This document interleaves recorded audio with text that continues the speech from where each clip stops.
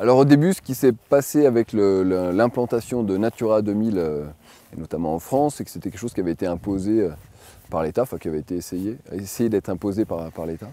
Et c'est vrai que les premières négociations qu'il y a eu ici, elles ont été très virulentes. Alors pour plusieurs raisons. Un, parce que le massif de la Lausière a un passif en termes de protection de l'environnement.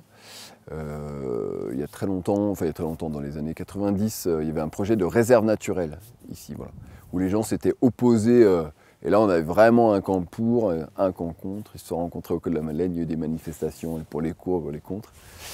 On a eu des personnalités qui sont venues comme Haroun Tazieff pour défendre par exemple la réserve naturelle, et puis beaucoup de locaux qui ont dit mais tous ces gens qui défendent ça, c'est pas des gens qui viennent vivre ici, donc nous on n'en veut pas. Donc ce projet de réserve avait marqué grandement les esprits en fait sur la Lausière.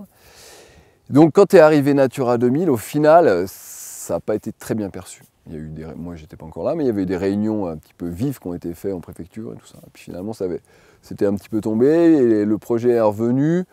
Les élus ont commencé à le porter, et au final, aujourd'hui, on est sur quelque chose qui est extrêmement bien intégré à la fois dans la gestion locale.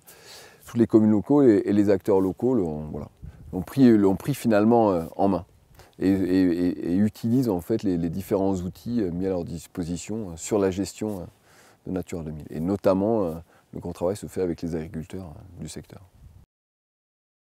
Et dans la biodiversité, il y a l'homme, en tout cas pour moi. Pour beaucoup de gens ici qui vivent dans ces milieux-là.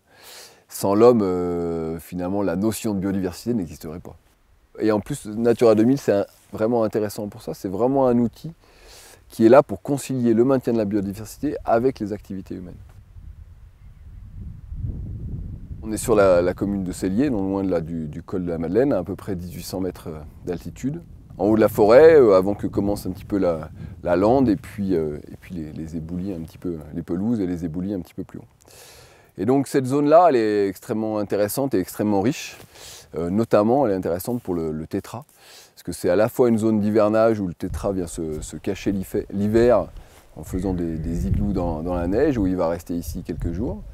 Et puis c'est un petit peu plus haut, un petit peu plus loin, on va arriver sur la place de Champs, où au printemps, justement, le tétra va venir essayer de s'accoupler un petit peu et se reproduire sur cette zone-là.